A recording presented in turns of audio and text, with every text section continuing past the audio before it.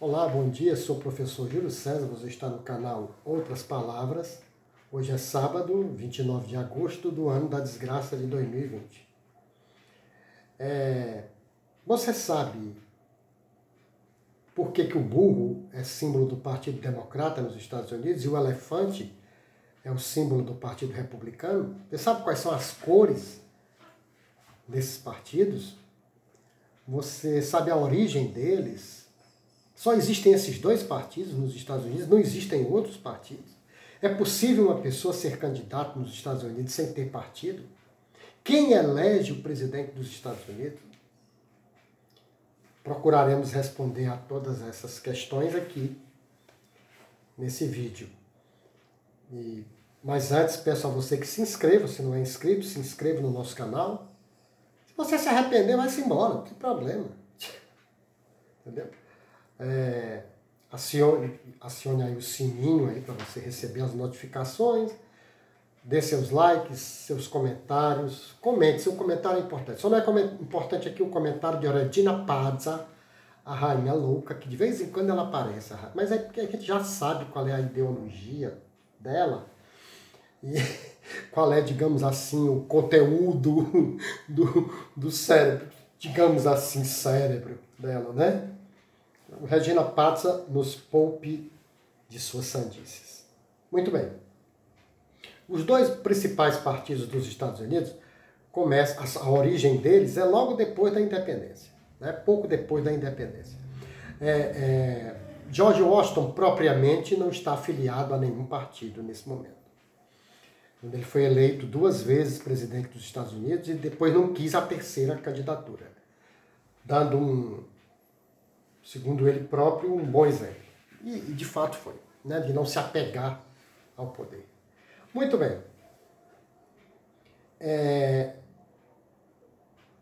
Thomas Jefferson, terceiro presidente da história dos Estados Unidos, ele e o pessoal dele acabaram formando um grupo que a gente chama de grupo republicano, né? O grupo jeffersoniano, enfim, mas era mais conhecido como republicano. Os republicanos, que tinham ideias escravocratas, de não intervenção do Estado na economia, essas coisas. E o outro grupo se intitulava de Grupo Federalista, né? O Grupo Federalista, ainda hoje tem quem chame Grand Old Party, o antigo grande partido, né? Era assim que ele era conhecido, era um partido com ideias progressistas, desinteressado no desenvolvimento industrial, contra a escravidão, a favor de protecionismo para alavancar o crescimento industrial do país, enfim. Eram, né, pensamentos contraditórios. Note bem, o grupo jeffersoniano, o grupo republicano, que se transforma depois no Partido Democrata, era a favor da escravidão. E o grupo federalista, que depois virou o Partido Republicano, como a gente conhece, era contra a escravidão, a favor da modernização do país, da industrialização, enfim, da proteção da economia para o crescimento da indústria, etc. Hoje eles têm pensamentos diferentes, mas naquele tempo era assim. Ali, o primeiro presidente eleito pelo Partido Republicano foi Abraham Lincoln. E foi na campanha de Abraham Lincoln que apareceu pela primeira vez o elefante como símbolo do partido, né? Por que o elefante? O elefante tem aquela ideia de ser inteligente, a memória, boa memória, inteligente, confiável, sólido, né? Uma coisa, um paquiderme, aquela coisa. A qualidade, né? Quem quer associar os defeitos do partido, o elefante aparece como arrogância, como prepotência, entendeu? E foi a primeira vez que o elefante foi usado, depois caiu no esquecimento, E a partir de 1871, por aí, um cartunista chamado Nast, que era de tendência republicana, passou a desenhar tanto o elefante para representar o Partido Republicano, quanto o burro, o asno, para representar o Partido Democrata. Essa ideia do asno começou durante a campanha eleitoral de Andrew Jackson, do Partido Democrata. Os adversários de Jackson criaram a expressão, quer dizer, usavam para se referir a ele, a expressão jackass, quer dizer, burro, asno, estúpido, imbecil, essas coisas, né? E ele levou isso no bom humor, entendeu? Então ele passou a usar o burro nos cartazes dele, de propaganda do partido, da campanha dele, e inteligentemente passou a ressaltar as qualidades do asno, né? Obstinado, resistente, humilde, corajoso, as qualidades. Mas os outros enxergam os defeitos também, teimosia, estupidez, né? Ser turrão, né? Vê as qualidades, os dois lados usam as qualidades e os defeitos dos seus mascotes de acordo com seus interesses. Ok? Então veja, o Partido Democrata, que era a escravidão e a favor do segregacionismo, né? Depois da Guerra Civil, o Partido Democrata era contra negros terem direito a voto. Aí hoje o Partido Democrata é a esquerda americana, a favor da liberação de drogas em alguns setores, né, do partido, a favor dos direitos dos negros, dos homossexuais, das mulheres. Virou a esquerda americana. E ao contrário da esquerda brasileira ou da esquerda europeia, cuja cor é o vermelho, o Partido Democrata tem como cor simbólica o azul. O vermelho é do Partido Republicano. E isso não tem nada a ver com ideologia. Isso foi a partir da apuração das campanhas eleitorais, em que, como a eleição lá é estadual, eu vou explicar isso já já, então na televisão aparecia aquele mapa com estados em que fulano venceu, em que ciclano venceu. Então a partir do fim da década de 70, começaram a aparecer as cores, os estados. E a partir de 96, eu acho, 96, na reeleição de Bill Clinton, ou talvez tenha sido na eleição em 92. Isso é uma coisa assim meio nebulosa, porque algumas TVs fizeram de um jeito, outras fizeram de outro, mas acho que a partir de 92, quando Bill Clinton foi eleito presidente,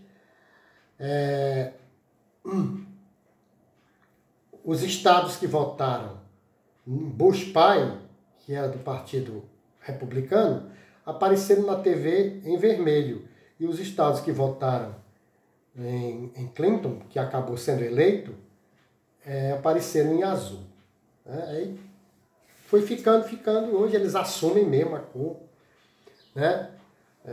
O Partido Republicano vermelho é predominante e o Partido Democrata o azul é predominante. E aí, os partidos políticos? Só tem esses dois partidos? Não. Tem muitos. Nos Estados Unidos tem todo tipo de partido. O Partido Comunista é de 1919 nos Estados Unidos. Não tem voto. Que o americano é tudo.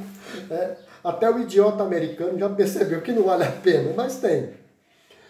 Tem, por exemplo, partido ligado à igreja, tem o Partido da Liberdade Cristã.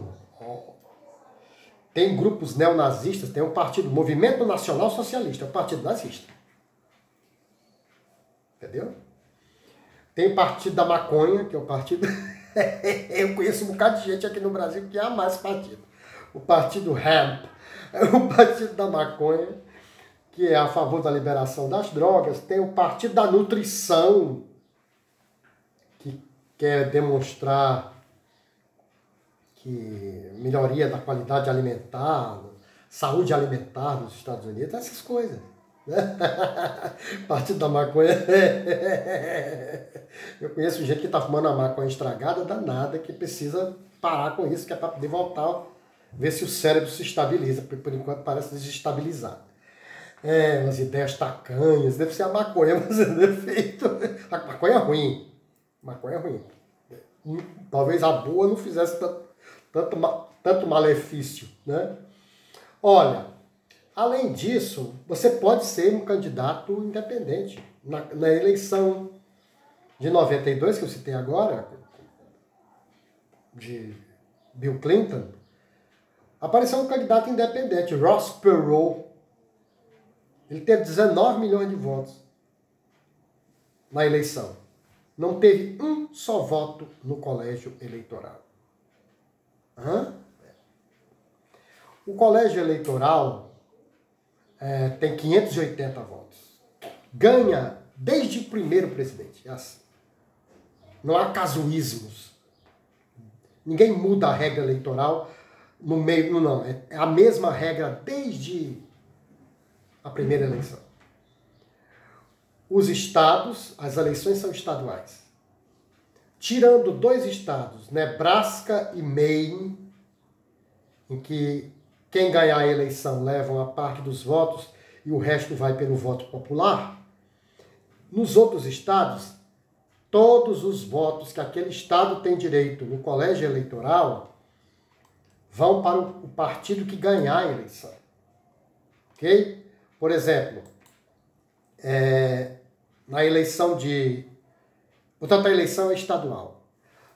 Hillary Clinton ganhou, por exemplo, estou olhando aqui o mapa para eu não me confundir, Hillary Clinton ganhou em 2016 na Califórnia. A Califórnia tem 55 votos no colégio eleitoral. Então, todos os 55 votos do colégio eleitoral foram para Hillary Clinton. E ela ganhou lá com a maioria absurda. Assim como ganhou também ela, a própria Hillary, ganhou no Maine, mas ela ganhou 3, o Maine tem 4 votos, ela ganhou 3 votos e 1 voto foi para o Trump. Porque tem as regras no Maine são diferentes. Mas ela ganhou em Massachusetts 11 votos no colégio eleitoral, Rhode Island 4 votos, Connecticut 7 votos, New Jersey 14 votos, Delaware 3 votos, Maryland 10 votos, Washington, District of Columbia 3 votos, Virgínia 13 votos, Illinois 20 votos, Colorado 9, Novo México 5, Nevada 6, Oregon 7, Washington 12. Então, no total, ela teve 218 votos no colégio eleitoral. Precisa de 270 para ganhar. Donald Trump, se você somar a quantidade de votos que Hillary Clinton teve, a chamada votação popular, ela teve quase 1 milhão de votos a mais do que ele, mas não é isso que decide a eleição. Por exemplo, ela teve uma votação de uma maioria, sei lá, mais de 500 mil de votos na Califórnia. Se ela tivesse ganho na Califórnia com 1 voto de diferença, os 55 votos do colégio eleitoral eram dela. Então não é a quantidade de votos que você vai ter na urna. Normalmente isso coincide, mas não é isto que decide. O que decide é quem ganha o número de delegados no colégio eleitoral. Isso é desde a primeira eleição. Donald Trump, por exemplo, ganhou. Aí se você pega, Donald Trump ganhou no Texas, em Oklahoma, Kansas, Nebraska, Dakota do Sul, Dakota do Norte, Montana, Idaho, Wyoming, Utah, Arizona, Carolina do Norte, Carolina do Sul, Geórgia, Flórida, Alabama, Tennessee, Kent, Indiana, Ohio, Pensilvânia, que é um estado tradicionalmente democrata, ele ganhou. Wisconsin. Somando tudo, ele teve 290 votos no colégio eleitoral. Por isso ganhou. Então não é a quantidade de votos na urna, porque o voto não é no candidato, não, o voto é no partido. O partido que ganhar na maioria dos estados ganha os votos que esses estados têm no colégio eleitoral e está eleito.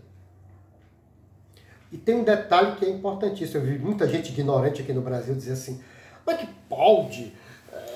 essa eleição tinha que ser anulada. Aí eu vou explicar. Não é como aqui, que tem esse voto direto no candidato. Eles têm as regras deles. E a gente tem que respeitar as regras dele. Agora só faltava agora os Estados Unidos mudarem as regras de sua eleição porque o Brasil não gostou. Entendeu? Porque o outro lá que fumou a maconha estragada não gostou. Sabe? Eles são muito tradicionais nesse sentido aí. As regras são assim desde a primeira eleição. E não foi essa a primeira vez que um presidente perdeu na quantidade de votos, mas ganhou no colégio eleitoral, por isso é presidente. O candidato foi eleito. Mesmo tendo menos votos, no total ele ganhou na maioria dos estados e ele ganhou a maioria dos votos no colégio eleitoral e foi eleito. Por exemplo, John Quincy Adams, filho do ex-presidente John Adams, foi a primeira vez que um filho de ex-presidente vira presidente, né? John Adams foi o segundo presidente, foi vice-presidente de George Washington, segundo presidente dos Estados Unidos, não foi candidato à reeleição porque não quis. Aí, algum tempo depois, o filho dele, John Quincy Adams, foi eleito 2 vezes. Em 1824, na eleição dele, ele ganhou no colégio eleitoral, mas não teve maioria no voto popular. Rutherford Hayes, em 1876, também foi a mesma coisa. Benjamin Harrison, em 1888, também não teve maioria no voto popular, ganhou no colégio eleitoral. George W. Bush, em 2000, naquela confusão danada, que aí George W. Bush foi a segunda vez que um filho de ex-presidente virou presidente. O pai dele, George Bush, tinha sido vice do presidente Ronald Reagan e foi eleito presidente, perdeu a reeleição para Bill Clinton. E o filho de George Bush, George W. Bush, eu chamo George Walker Bush, o diabo de pijamas, ganhou no colégio eleitoral, não teve maioria no voto popular, e Donald Trump em 2016. Então foram 5 vezes que isso aconteceu. Isso não abala a estrutura da eleição americana, ela é assim. Barack Obama, por exemplo, ganhou tanto no voto popular quanto no colégio eleitoral, entendeu? E Barack Obama, nunca vi Obama questionar a vitória de Trump, porque Hillary Clinton, a candidata que ele apoiava, teve mais votos na eleição popular. Então, veja o caso que eu citei agora há pouco do Ross Perot, ele teve 19 milhões de votos populares, mas não ganhou em um só estado. Então ele teve 0 voto no colégio eleitoral. A eleição americana é assim desde o princípio. Ok? Espero ter dado a minha contribuição para você entender melhor como se faz, como se escolhe o presidente dos Estados Unidos. É muito diferente daqui. Ok? Abraço. É isso aí.